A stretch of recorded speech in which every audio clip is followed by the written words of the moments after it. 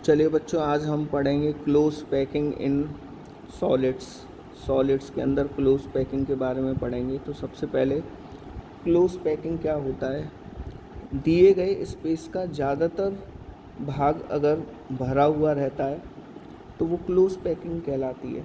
यानी ज़्यादातर भाग भरा हुआ हो और बहुत ही कम वैकेंट स्पेसेस हों, इस तरह की पैकिंग क्या कहलाती है, क्लोज पैकिंग। यानी मैं लिख सकता हूँ कि maximum available space is occupied. Close packing के अंदर मैक्सिमम स्पेस ऑक्यूपाइड रहता है, भरा हुआ रहता है, और मिनिमम वैकेंट स्पेसेस होते हैं। ठीक है, तो इस तरह की पैकिंग को क्लोज पैकिंग कहते हैं। जैसे एक पैकिंग तो इस तरीके से हुई, ठीक है, और एक पैकिंग इस तरीके से है। तो दोनों में डिफरेंस क्या है, इसमें क्या है कि मिनिमम स्पेस खाली है, यानी ये क्लोज पैकिंग है। लेकिन दूसरी वाली पैकिंग लूज पैकिंग है। लूज पैकिंग क्यों है, क्योंकि स्पेस बहुत ज़्यादा खाली है। तो सॉलिड्स के अंदर हमेशा क्लोज पैकिंग पाई जाती है, लूज पैकिंग नहीं पाई जाती। तो किस तरह की क्लोज पैकिंग पाई जाती है, तो हम वो 3 स्टेप्स में क्लोज पैकिंग पढ़ेंगे सॉलिड्स के अंदर। पहले स्टेप में हम पढ़ेंगे क्लोज पैकिंग इन 1 डायमेंशन, फिर हम चलेंगे क्लोज पैकिंग इन 2 डायमेंशन की तरफ, और फाइनली फिर हम क्लोज पैकिंग इन 3 डायमेंशन पढ़ेंगे। याद रखना, सॉलिड्स के अंदर जो पैकिंग होती है वो 3 डायमेंशन वाली पैकिंग होती है, ना 1 डायमेंशन की होती है, ना 2 डायमेंशन की। ये तो स्टेप्स लिए हैं हमने, ठीक है। डायरेक्ट 3 डायमेंशन पढ़ाएंगे तो वो समझ में नहीं आएगा।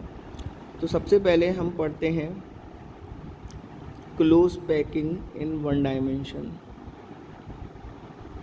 ठीक है। तो 1 डायमेंशन में क्लोज पैकिंग पढ़ते हैं।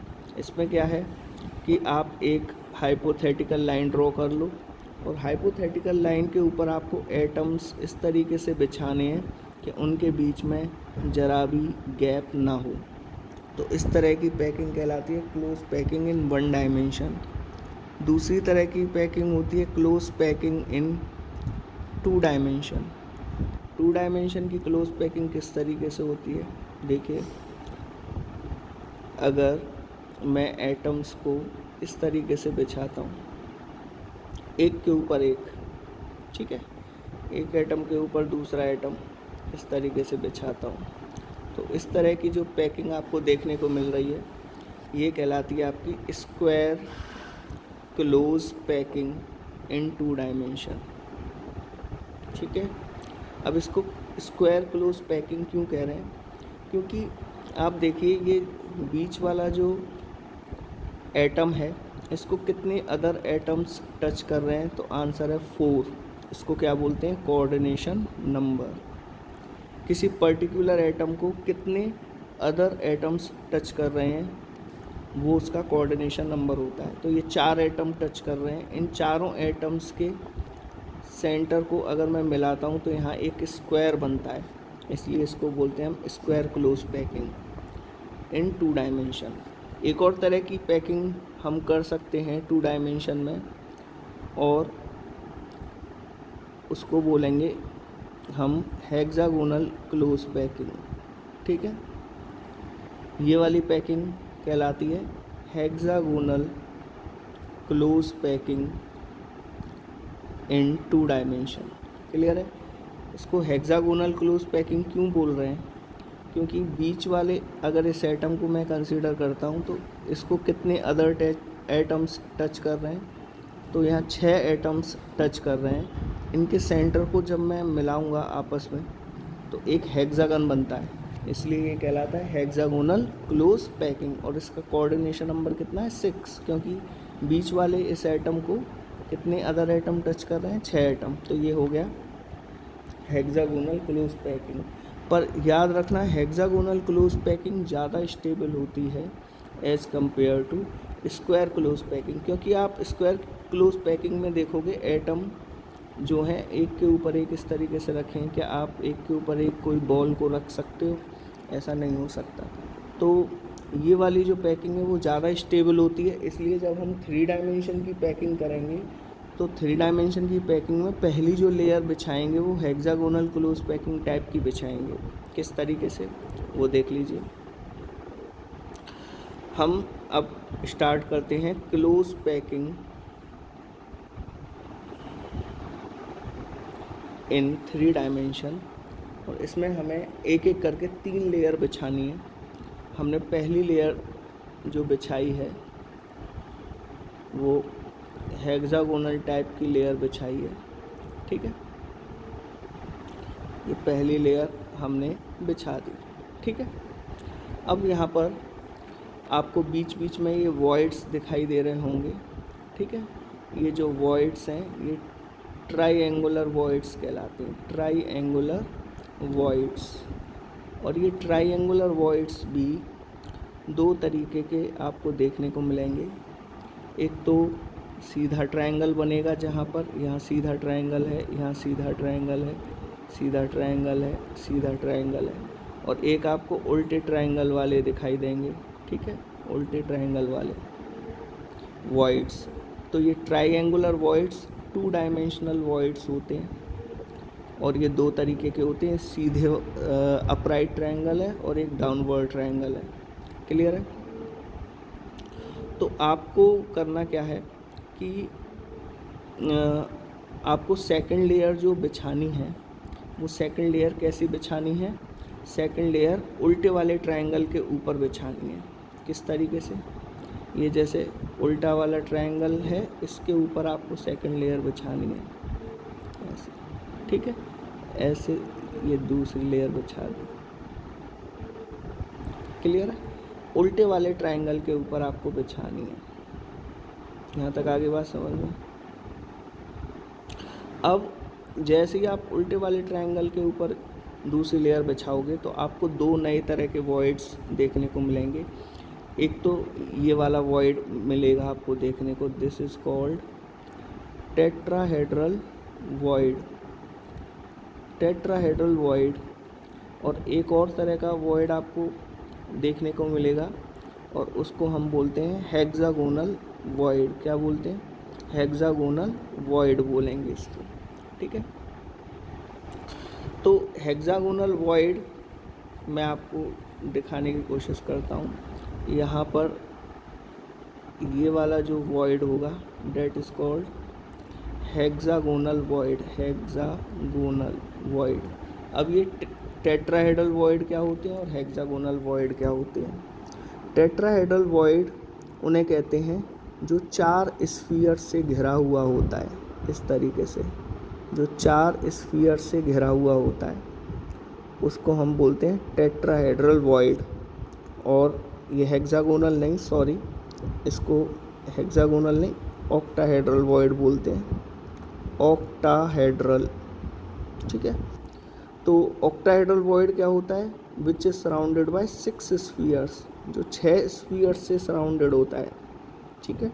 6 स्फीयर्स या 6 एटम्स से यहाँ पर जो वॉइड बन रहा है, ठीक है, ये वाला जो वॉइड बन रहा है, this is octahedral void, this is tetrahedral void. Tetrahedral void is surrounded by 4 atoms, octahedral void is surrounded by 6 atoms. Clear है? तो ट्रायंगुलर वॉइड जो है, ट्रायंगुलर वॉइड्स तो 2 डायमेंशनल होते हैं, जबकि टेट्राहेड्रल वॉइड और ऑक्टाहेड्रल वॉइड ये 3 डायमेंशनल होते हैं। क्लियर है? तो देखो, पहली लेयर जो ब्लैक वाली लेयर है जो आपने बिछाई वो लेयर ए हो गई। अब दूसरी वाली जो लेयर है रेड वाली, वो लेयर हो गई बी, दूसरी लेयर हो गई। अब तीसरी लेयर जो थर्ड लेयर है, अगर थर्ड लेयर आपने बिछाई ओवर टेट्राहेड्रल वॉइड, क्लियर है, अगर आप तीसरी लेयर टेट्राहेड्रल वॉइड के ऊपर रखते हो तीसरी लेयर के एटम्स, ठीक है, तो थर्ड लेयर भी अगेन क्या कहलाएगी? ए कहलाएगी, ठीक है। थर्ड लेयर क्या कहलाएगी? ए। ये फर्स्ट हो गई, ये सेकंड लेयर हो गई और ये थर्ड लेयर हो गई। थर्ड लेयर भी ए कहलाएगी अगर थर्ड लेयर आप टेट्राहेड्रल वॉइड के ऊपर बिछाते हो, यानी पहली लेयर और थर्ड लेयर आइडेंटिकल हो जाती हैं। लेकिन अगर थर्ड लेयर आपने ओवर ऑक्टाहेड्रल वॉइड के ऊपर बिछाई तो अब थर्ड लेयर का नाम जो है ए ना होकर सी होगा, यानी पहली लेयर ए, दूसरी लेयर बी, तीसरी लेयर सी। तो इस तरीके से आप देख रहे हो कि दो तरह की आप पैकिंग देख पा रहे हो। एक तो है ए बी टाइप, और एक देख रहे हो A B C type. Clear है? तो दो तरह की पैकिंग हो गई। मैं दोबारा से रिपीट कर रहा हूँ, पहली लेयर ए, दूसरी लेयर बी। अब तीसरी लेयर अगर आप टेट्राहेड्रल वॉइड के ऊपर बिछाते हो तो तीसरी लेयर ए होगी, और अगर तीसरी लेयर आप ऑक्टाहेड्रल वॉइड के ऊपर बिछाते हो तो तीसरी लेयर सी कहलाएगी। ठीक है ना? तो दो तरह की पैकिंग हो गई, एक तो हो गई ए बी टाइप पैकिंग, और एक हो गई A B C type packing. इसमें पहली और तीसरी लेयर आइडेंटिकल और दूसरी और चौथी लेयर आइडेंटिकल।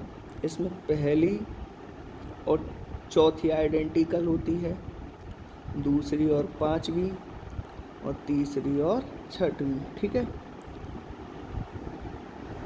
तो इस तरह की पैकिंग जो ए बी पैकिंग होती है, उस ए बी टाइप की पैकिंग को हम हेक्सागोनल क्लोज पैकिंग कहते हैं। Hexagonal close packing in 3 dimension. और ए बी सी वाले को CCP यानी क्यूबिक क्लोज पैकिंग या FCC type close packing in 3 dimension. ठीक है? अब इनका कोऑर्डिनेशन नंबर पूछा जाता है। हेक्सागोनल क्लोज पैकिंग और CCP दोनों का कोऑर्डिनेशन नंबर 12 होता है। कोऑर्डिनेशन नंबर 12 होता है, यानी हेक्सागोनल क्लोज पैकिंग के अंदर एक पर्टिकुलर एटम को 12 अदर एटम्स टच करके रखते हैं। कैसे करते हैं वो भी मैं आपको बता सकता हूँ कि मान के चलिए सबसे पहले हम ए बी टाइप की बात कर लेते हैं। तो पहली लेयर हमारी हो गई ए, कुछ इस तरीके से। एक सेकंड दोबारा ठीक से बनाता हूँ। पहली लेयर ए है हमारी, this is first layer A. ठीक है? अब इससे नीचे दूसरी लेयर है हमारी B, this is B. Clear है? और इससे ऊपर कौन सी लेयर होगी? अगेन बी होगी। ठीक है? तो ये मैं ए बी टाइप पैकिंग की बात कर रहा हूँ। अगर ए बी सी की बात कर रहे होते तो ये लेयर हो गई हमारी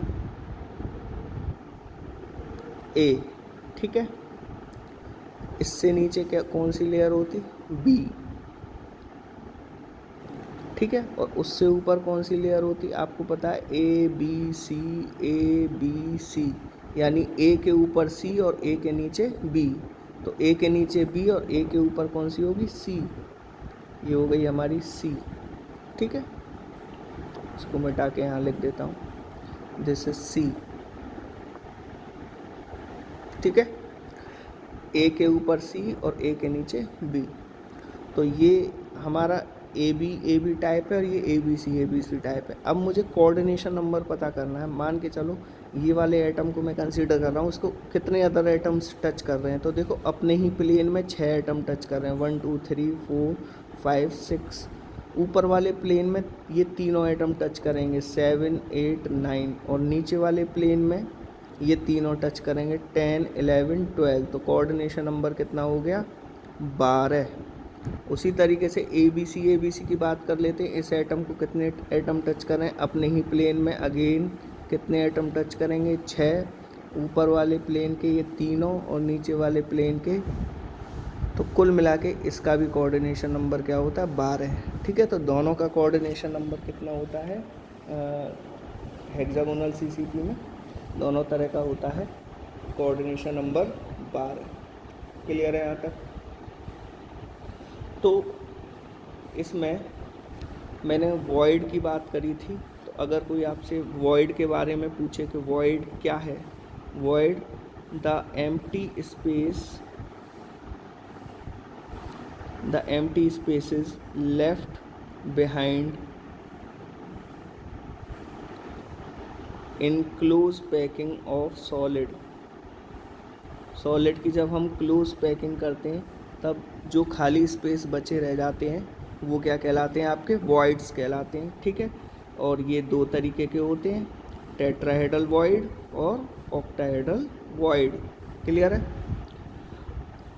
ये होते क्या है ये मैं आपको समझा चुका हूँ। ठीक है, अब देखो, let a solid is made up of capital N atoms. मान के चलिए आपके पास एक सॉलिड है और वो कैपिटल N एटम्स से मिलके बना है, तो उसके अंदर नंबर ऑफ ऑक्टाहेड्रल वॉइड्स भी कितने होंगे, N, और नंबर ऑफ टेट्राहेड्रल वॉइड्स कितने होंगे, 2N। तो टोटल वॉइड्स कितने होंगे, 3N। मान के चलिए कि आपके पास कोई सॉलिड है, वो 100 एटम से मिलके बना हुआ है, तो उसके अंदर ऑक्टाहेड्रल वॉइड्स भी कितने होंगे, 100, लेकिन टेट्राहेड्रल वॉइड कितने होंगे, 200, और टोटल वॉइड कितने होंगे, 300। तो ये नंबर ऑफ वॉइड्स की बात हो गई। ठीक है, अब उसके बाद हम पढ़ते हैं पैकिंग एफिशिएंसी के बारे में। पैकिंग एफिशिएंसी क्या होती है, दिए गए स्पेस का कितना परसेंट भरा हुआ है, the percentage of total space filled by the particles. दिए गए स्पेस का कितना परसेंट भरा हुआ है, वो क्या कहलाती है, आपकी पैकिंग एफिशिएंसी। जैसे फॉर एग्ज़ाम्पल मैं कहता हूँ पैकिंग एफिशिएंसी इज़ 68%, तो इसका मतलब 68% स्पेस इज़ ऑक्यूपाइड, यानी भरा हुआ है। क्लियर है? बाकी का जो 32% है वो स्पेस इज़ एम्प्टी, वो एम्प्टी स्पेस है, और उसको हम क्या बोलते हैं, वॉइड बोलते हैं। क्लियर है? तो हम एक एक करके सभी टाइप के यूनिट सेल्स जो हैं उनकी पैकिंग एफिशिएंसी निकालते हैं। सबसे पहले SCC, सिंपल क्यूबिक सेल की पैकिंग एफिशिएंसी हम निकालते हैं। सभी को पता है सिंपल क्यूबिक सेल के अंदर क्या होता है कि 8 कॉर्नर्स पर एक एक एटम प्रेजेंट होता है। ठीक है, और हमने ये जो यूनिट सेल है उसकी साइड A मान रखी है और एटम को स्फीयर मान रखा है जिसकी रेडियस क्या है, स्मॉल r। एटम को स्फीयर माना हुआ है और उसकी रेडियस है स्मॉल r। यहाँ तक क्लियर है? अब let the atom is spherical having radius r। ठीक है, ये हमने कंसिडर कर रखा है। अब देखिए कि वॉल्यूम ऑफ वन एटम, एक एटम का वॉल्यूम कितना है, 4/3 πr³, क्योंकि स्फीयर है ना एटम, तो वॉल्यूम क्या हो गया, 4/3 πr³। और टोटल एटम्स कितने होते हैं SCC में, टोटल एटम्स इन SCC निकालना सिखाया था, पहली वीडियो देखो, सबसे पहली वीडियो उसमें, या दूसरी जिसमें भी आपको मिले। तो 1/8 × 8 टोटल एटम्स SCC में कितने हो गए, 1 हो गए। तो टोटल वॉल्यूम कितना हो गया, total volume of all atoms सभी एटम्स का टोटल वॉल्यूम, तो आप इन दोनों का मल्टीप्लाई कर दोगे, यानी 1 multiply by 4/3 pi are cube, तो ये आ गया 4/3 पाई आर क्यूब। ठीक है। अब वॉल्यूम ऑफ क्यूब, क्यूब का वॉल्यूम कितना होता है, ए क्यूब। और यहाँ पर डायग्राम में देखो, ये जो ए है, या मैं ये एटम्स मान लेता हूँ ए और बी, एक्चुअल में इनकी पोजीशन इस तरीके से होती है, ए और बी, क्योंकि सॉलिड के अंदर तो एटम्स आपस में टच करते हैं ना।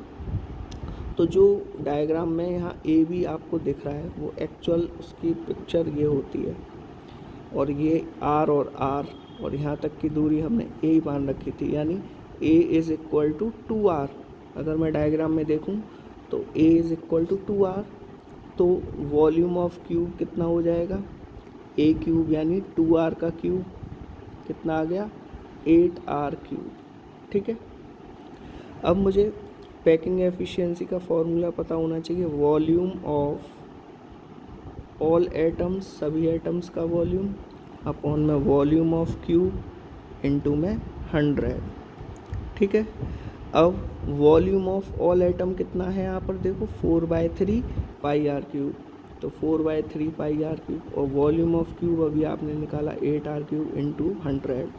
जब आप इसे सॉल्व करोगे, आर क्यूब से आर क्यूब कैंसिल हो जाएगा, और पाई की वैल्यू 22/7 रखोगे, तो ये सॉल्व होके कितना आएगा, 52.4%। ठीक है। अब देखिए एफसीसी की पैकिंग एफिशिएंसी क्या होती है। एफसीसी में सभी को पता है कि कॉर्नर पर एटम्स होते हैं और फेस सेंटर पर एटम होते हैं, इस तरीके से ये फेस सेंटर पर एटम होते हैं। यहाँ तक क्लियर है बात। तो again volume of one atom क्या हो गया, 4/3 पाई आर क्यूब। ठीक है। टोटल एटम्स कितने होते हैं एफसीसी में, तो कैसे निकालते हैं, 1/8 इंटू 8 प्लस 1/2 इंटू में 3, इसे सॉल्व करोगे 1/2 इंटू में 3 नहीं 6 आएगा यहाँ। ठीक है। तो सॉल्व करेंगे कितना आएगा, 4 आ जाएगा। तो टोटल वॉल्यूम कितना हो जाएगा सभी एटम्स का, total volume of all atoms, तो आप क्या करोगे, 4/3 में 4 का मल्टीप्लाई कर दोगे, 4/3 पाई आर क्यूब इंटू में 4, यानी 16/3 पाई आर क्यूब। अब हमें निकालना है वॉल्यूम ऑफ क्यूब, वो होता है ए क्यूब। अब यहाँ ए की क्या वैल्यू पुट करेंगे, वो ध्यान में रखनी है। मैंने आपको प्रीवियस वीडियो में बताया था कि ये जो डिस्टेंस होती है, ठीक है, ये √2a के बराबर होती है। यानी अगर मैं बात करूँ ए सी की, तो a C is equal to √2a। ठीक है। और आप देख रहे हो डायग्राम में जो ए सी है उस पर 3 एटम्स प्रेजेंट हैं। ए सी, ये जो लाइन है ए सी, इस पर 3 एटम प्रेजेंट हैं, 1 2 3, और ये तीनों एटम टच करेंगे एक दूसरे को। तो 3 एटम प्रेजेंट होने का मतलब ये R और R और R, तो ए सी बराबर क्या हो गया, ए c is equal to 4R हो गया। ये A है और ये C है, तो a c is equal to 4R equal to √2a, तो A बराबर क्या आ जाएगा, 2√2R। तो यहाँ पर आपको क्या पुट करना है, 2√2R का क्यूब, यानी ये कितना हो जाएगा, 16√2R क्यूब। अब पैकिंग एफिशिएंसी निकालनी है, तो उसका फॉर्मूला होता है total volume of all atoms, यानी 16/3 pi are cube, upon volume of cube 16√2R cube into में 100। जब आप इसे सॉल्व करोगे, तो सॉल्व करने के बाद इसकी पैकिंग एफिशिएंसी 74% आएगी। क्लियर है। अब बीसीसी में देखते हैं। बीसीसी का यूनिट सेल 8 कॉर्नर पर एक एक एटम, और एक एटम मिलता है बिल्कुल बॉडी सेंटर पर। ठीक है। तो अगेन प्रोसीजर वही फॉलो करना है।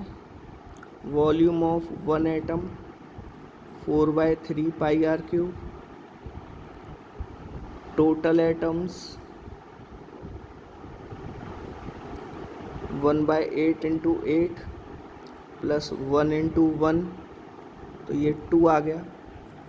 ठीक है, तो टोटल वॉल्यूम कितना हो गया सभी एटम्स का, तो 2 multiply by 4/3 pi are cube, तो ये हो गया 8/3 पाई आर क्यूब।